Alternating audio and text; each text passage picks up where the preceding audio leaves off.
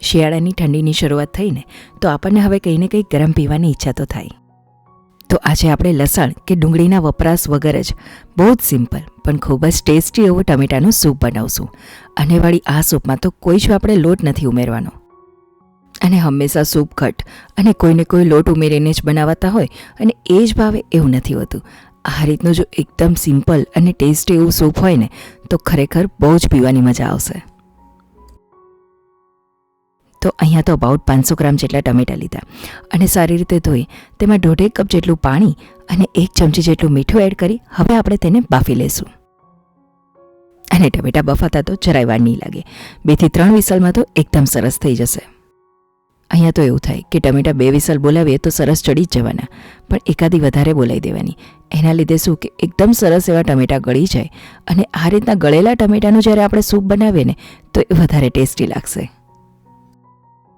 અહીંયા તો વિડીયોમાં જોઈને એટલે તમને એવું લાગ્યું હશે કે અહીંયા તો વધારે ટમેટાં બફાઈ ગયા, પણ એવું નથી. મેં અહીંયા 1 વિસલ તો વધારે જ બોલાવી જેથી કરી એકદમ સરસ એવા ટમેટાં ચડી જાય.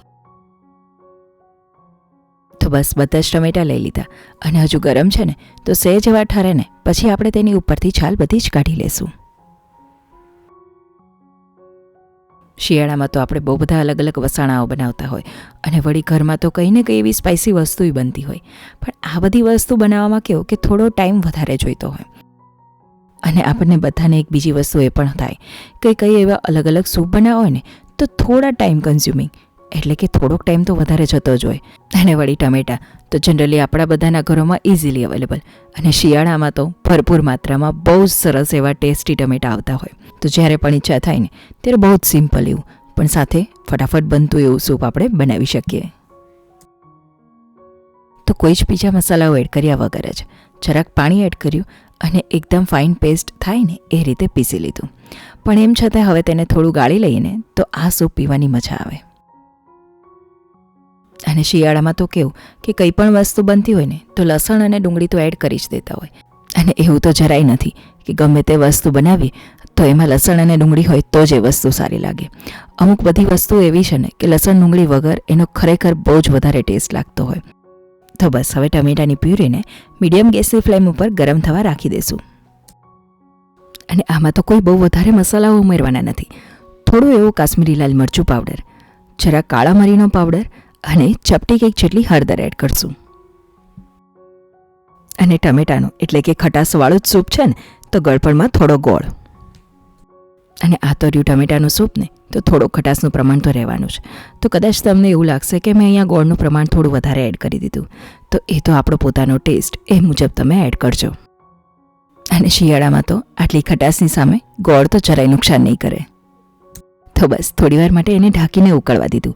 જે આપણે ગોળ એડ કર્યો એ એકદમ સરસ ઓગળી જાય ને ત્યાં સુધી. અને હવે આપણે એક વઘાર એડ કરી દઈએ એમાં. તો પેનમાં 1 ચમચી જેટલું ઘી એડ કરી દઈશ, સાથે થોડી એવી રાઈ. રાઈનું પ્રમાણ આ રીતે એકદમ થોડુંક જ રાખજો. અને હવે આપણે ગરમ મસાલાની અંદર તજ અને લવિંગ, તો એક જ લવિંગ અને એક નાનકડો કટકો તજનો, સાથે થોડા લીમડાના પાન. તો બસ હવે આ વઘારને આપણે સૂપમાં એડ કરી દઈશું. ખરેખર આ સૂપનો ટેસ્ટ તો બહુ જ સરસ લાગશે.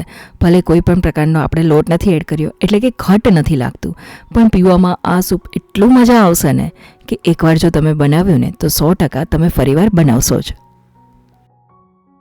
ટમેટા બાફવા રાખીએ ને ત્યારે મીઠું તો એડ કરેલું હતું, પણ લાસ્ટમાં આપણે વધતા ઓછા હોય એ મુજબ ઉમેરી દઈશું. તો આ મીઠું અને વઘાર એડ કર્યો ને તો જરાક વાર માટે એને ઉકળવા દેશું એકદમ મીડિયમ ટુ લો ગેસની ફ્લેમ ઉપર. તો આમ 2-3 મિનિટ પછી એને ગરમ ગરમ સર્વ કરશું. તો એકદમ નાનકડી એવી આ સૂપની રેસિપી કેવી લાગીને એ મને કમેન્ટમાં જરૂરથી જણાવજો. અને સાચું કહું ને તો જરૂરથી એકવાર આ રીતથી બનાવશો ને તો બહુ જ મજા આવશે પીવાની. નાનેથી લઈ મોટા સુધી દરેકને જેટલું ભાવશે. અને જો આ રીતની લસણ અને ડુંગળી વગરની રેસિપી ગમી હોય ને તો મને જરૂરથી કમેન્ટમાં કહેજો. ખૂબ ખૂબ આભાર. અને બીજી કોઈ લસણ ડુંગળી વગરની રેસિપીસ જોઈતી હોય તો એ પણ મને સજેસ્ટ કરજો નામ, જેથી કરી હું બનાવી શકું.